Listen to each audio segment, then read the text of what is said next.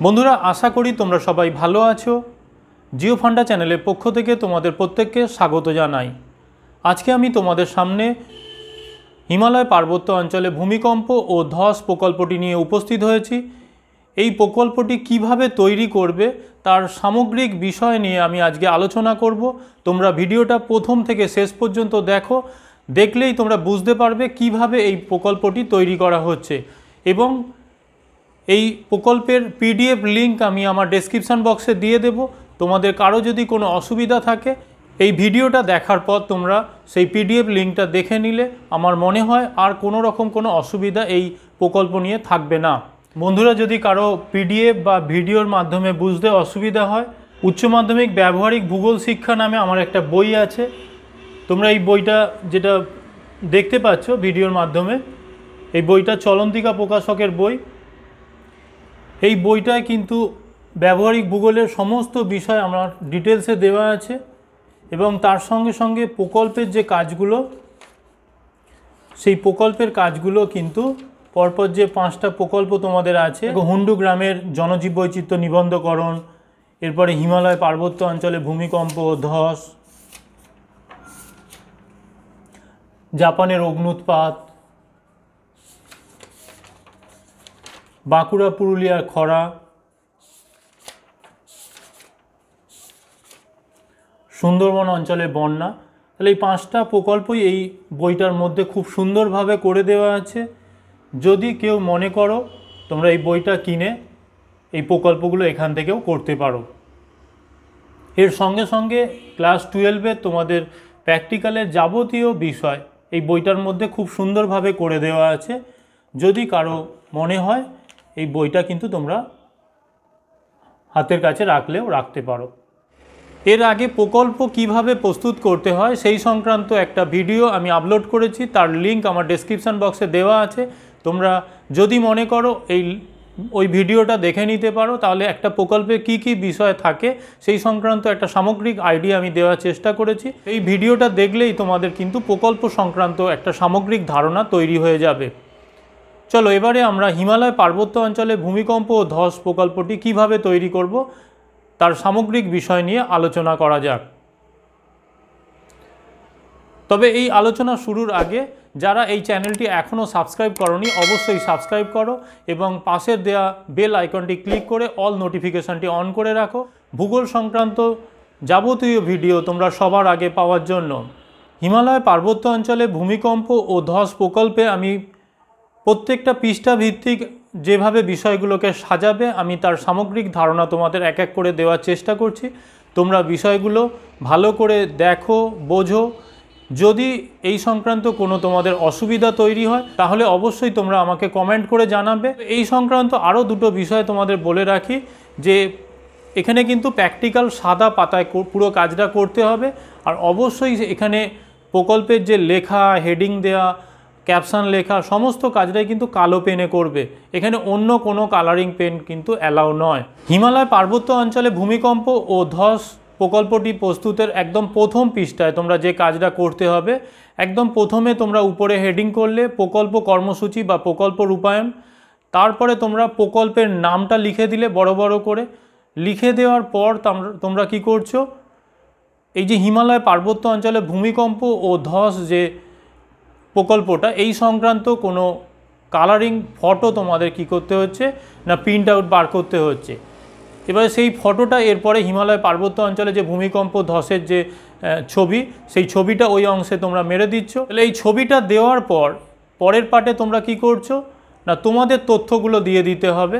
অর্থাৎ এখানে শিক্ষার্থীর নাম থাকবে, তারপরে শ্রেণী, রোল নাম্বার, রেজিস্ট্রেশন নাম্বার এবং সালটা উল্লেখ করে দিতে হবে। তোমরা যে সালে তোমাদের রেজিস্ট্রেশন হয়েছে সেই সাল, সেটা 2020 হলে 2020 বা যাদের যে সালে আগের যদি সালের থাকে আগের সাল উল্লেখ করে দিতে হবে।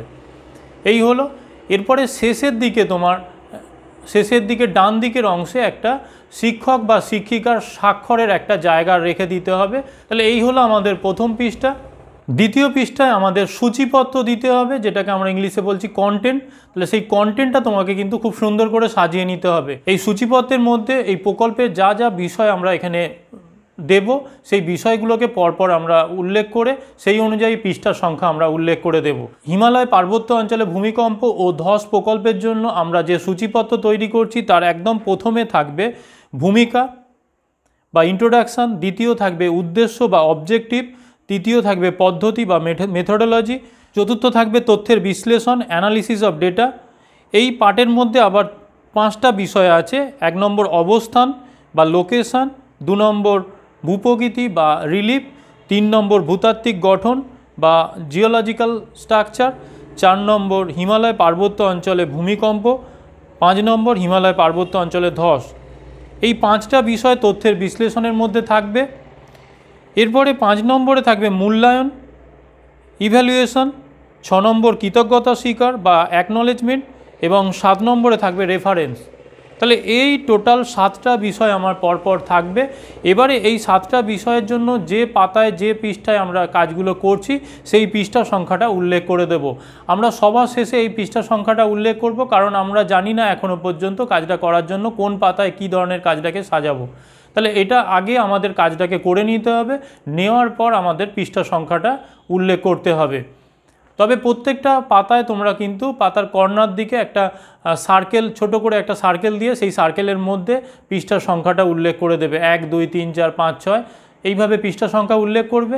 তবে প্রত্যেকে মাথায় রাখবে এক্ষেত্রে কিন্তু বোথ সাইডে কিন্তু লেখা হবে না, পাতার দুদিকে লেখা হবে না প্রজেক্টে। পাতার একটা দিকে আমাদের ফ্রন্ট সাইডে লেখা হবে, ব্যাক সাইড কিন্তু সাদা থাকবে।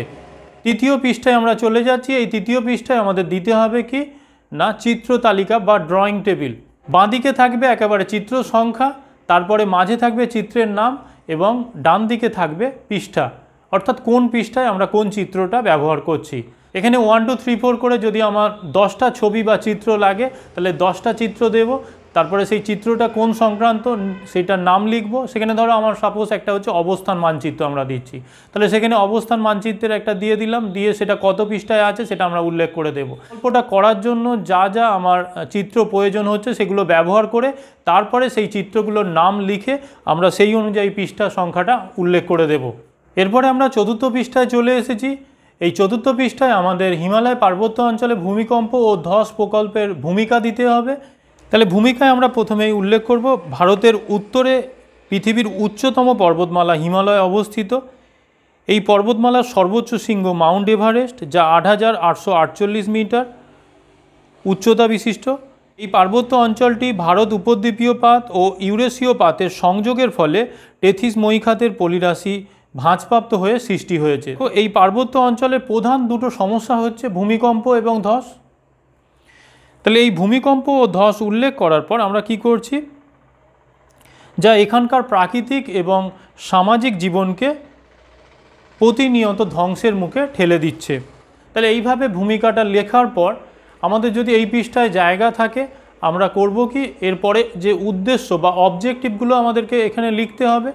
অর্থাৎ এই হিমালয় পার্বত্য অঞ্চলে ভূমিকম্প ও ধস প্রকল্পটা করার আমাদের মূল উদ্দেশ্যগুলো কি কি সেই এই উদ্দেশ্য অংশে আমাদেরকে উল্লেখ করতে হবে। একদম প্রথম উদ্দেশ্য কি না, হিমালয় পার্বত্য অঞ্চলের প্রধান ভূপ্রাকৃতিক বিপর্যয়গুলি সম্পর্কে অবগত হওয়া। 2 নম্বর ভূমিকম্প ও ভূমিধসের অঞ্চলগুলি চিহ্নিত করা। 3 নম্বর ভূমিকম্প ও ধসের কারণ অনুসন্ধান করা। 4 নম্বর ভূমিকম্প ও ধসের হাত থেকে হিমালয় পার্বত্য অঞ্চলকে কিভাবে প্রতিকার করা যায়। 5 নম্বর পার্বত্য অঞ্চলে মানুষের জীবনের ওপর এই সব বিপর্যয়গুলির প্রভাব নির্ণয় করা। তাহলে এই 5টা উদ্দেশ্য রয়েছে। এই 5টা উদ্দেশ্যের উপর বেস করে আমরা এই প্রকল্পটা তৈরি করছি। এরপরে আমরা 5 নম্বর পৃষ্ঠায় চলে যাব। এই 5 নম্বর পৃষ্ঠায় পদ্ধতি লিখতে হবে, পদ্ধতি বা মেথোডোলজি। আমরা কিভাবে কোন কোন বিষয়ের উপর বেস করে এই কাজটা করছি সেটা এই পদ্ধতি অংশে উল্লেখ করতে হবে। তো আমরা কি করছি, তাহলে এই কাজটা করব বলে আমরা তো আমাদের পক্ষে ধরো এই করোনা পরিস্থিতিতে বাইরে যাওয়া সম্ভব না, 1 নম্বর। আর 2 নম্বর হচ্ছে আমাদের স্কুল থেকে এই এত দূরে হিমালয় পার্বত্য অঞ্চলে নিয়ে গিয়ে তোমাদের ভূমিকম্প ধস সংক্রান্ত তোমার কাজ করানো সম্ভবপর নয়।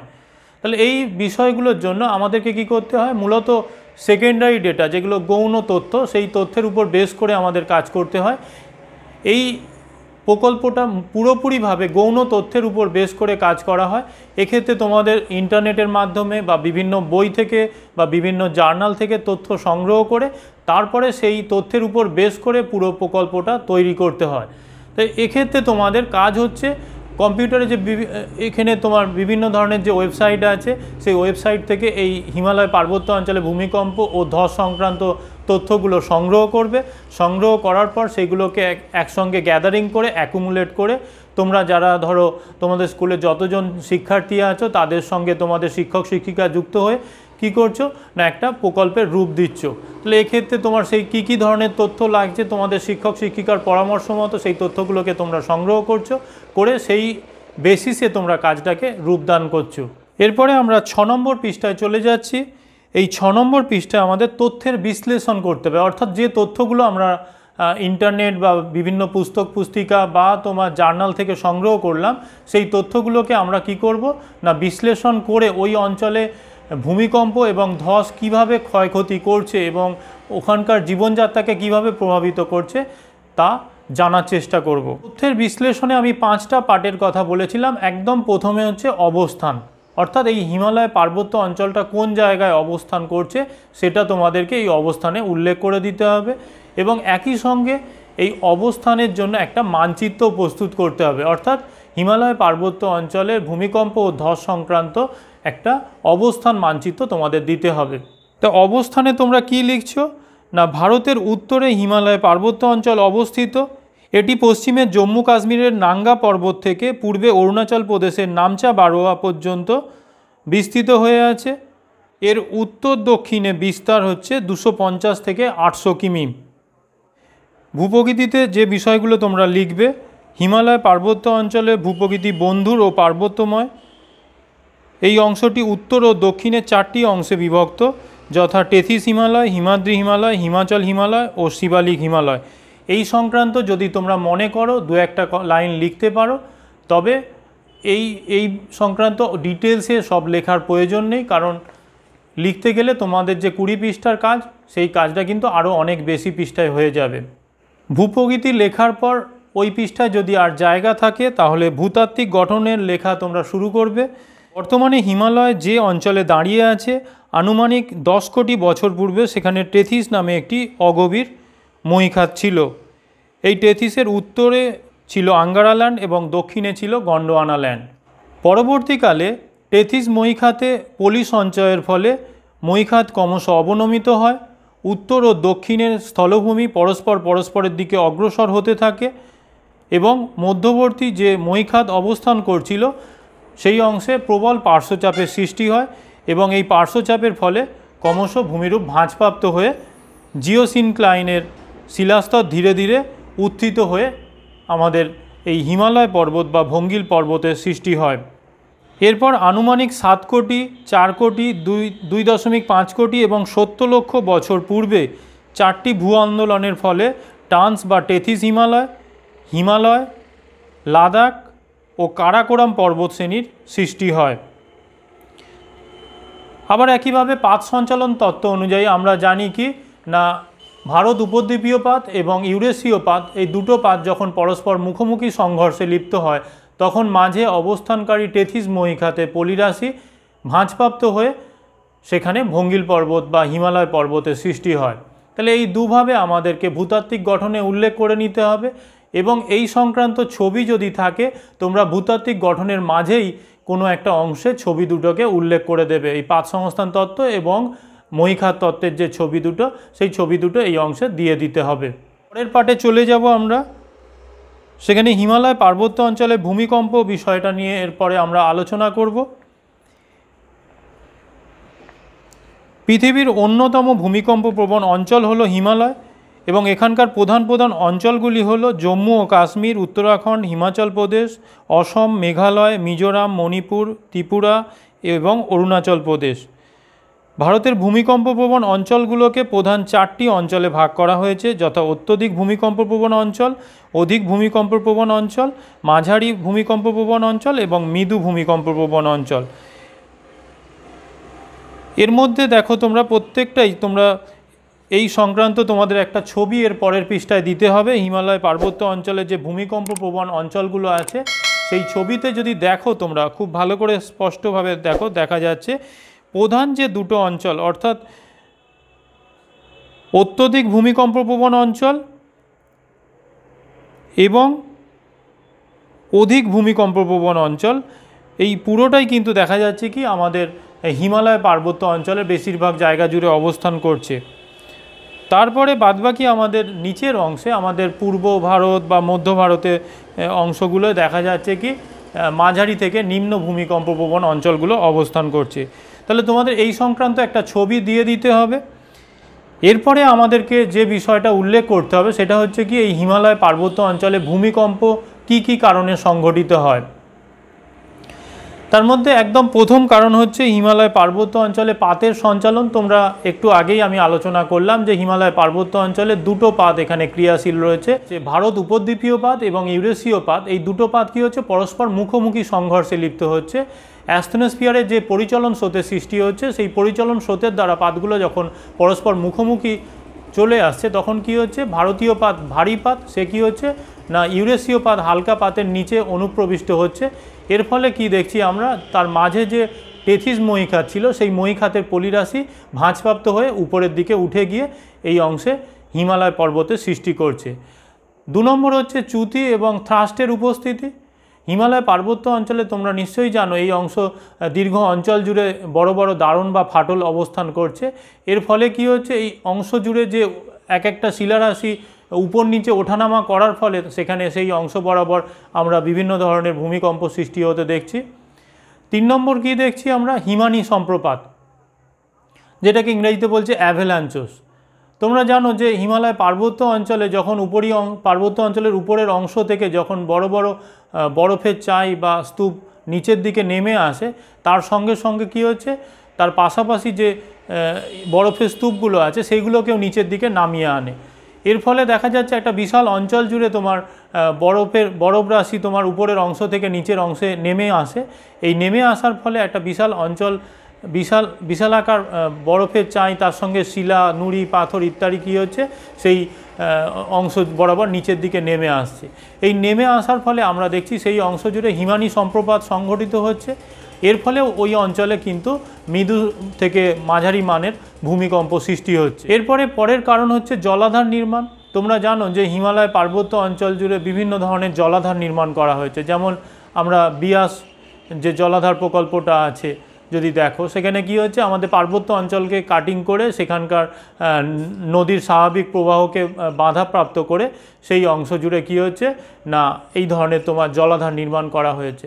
আর এই জলাধার নির্মাণ করার ফলে কি হচ্ছে, তার নদীর যে স্বাভাবিক প্রবাহ পথকে আমরা কি করছি, বন্ধ করে দিচ্ছি। আর এই বন্ধ করে দেওয়ার ফলে সেখানে কিন্তু ওই প্রচণ্ড বাধাপ্রাপ্ত হওয়ার জন্য এক এক সময় বর্ষাকালে ওই অংশে জলাধার ভেঙে গিয়ে ওখানে কিন্তু ভূমিকম্পের সৃষ্টি হচ্ছে। ভূমিকম্পের কারণ উল্লেখ করার পর আমরা কি করব, এরপরে হিমালয় পার্বত্য অঞ্চলে ভূমিকম্প সংক্রান্ত কিছু তথ্য ওখানে উল্লেখ করে দেব তারপরের পৃষ্ঠায়।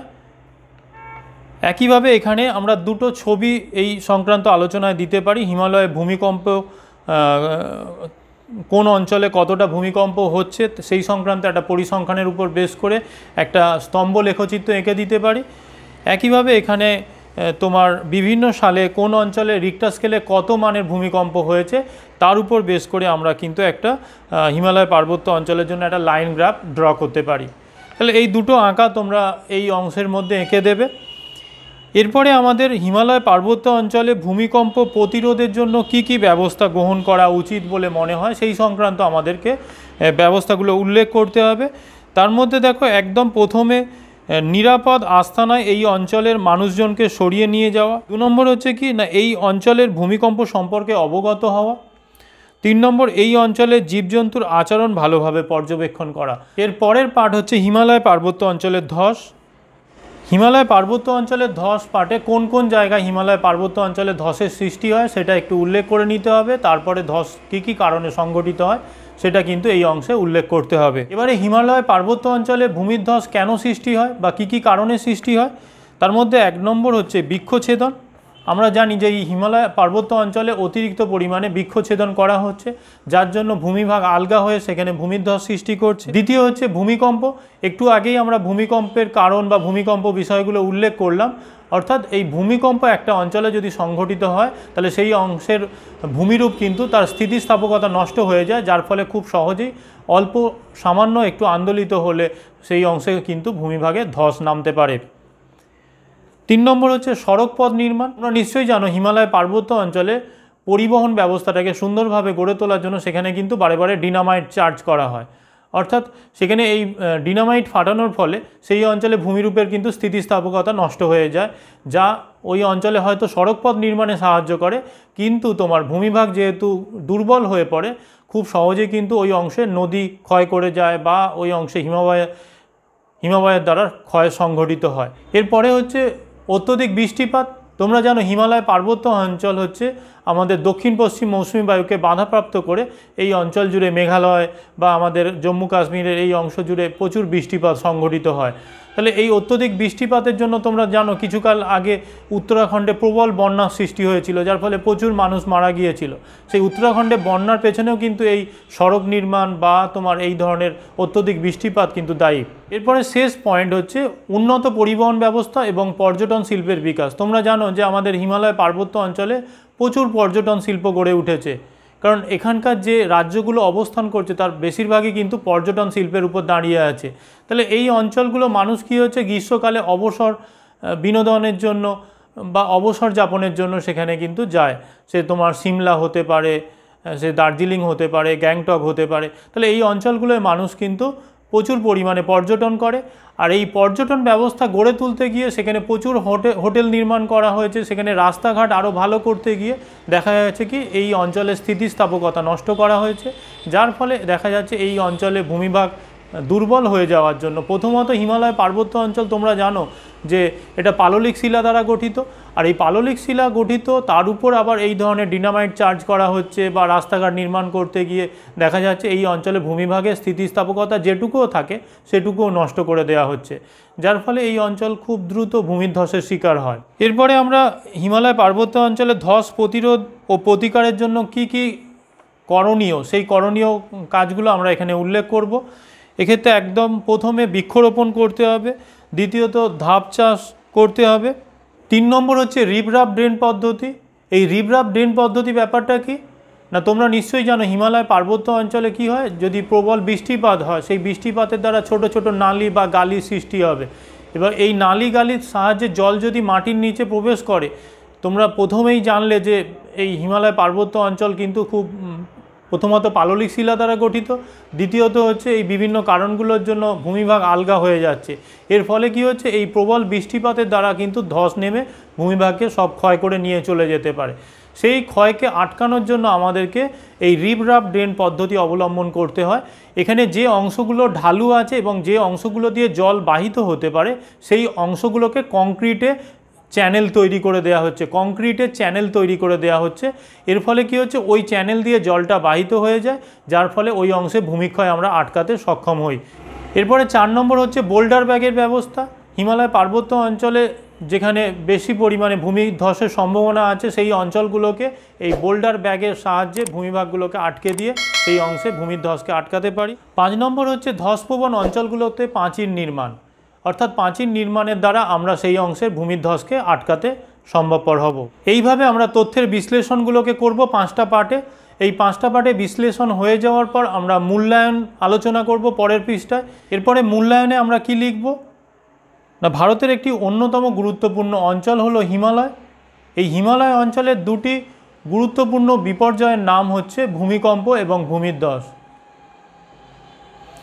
যা এখানকার মানুষের জীবনযাত্রাকে প্রবলভাবে প্রভাবিত করে, সে প্রাকৃতিকভাবে বলো, অর্থনৈতিকভাবে বা সামাজিকভাবে।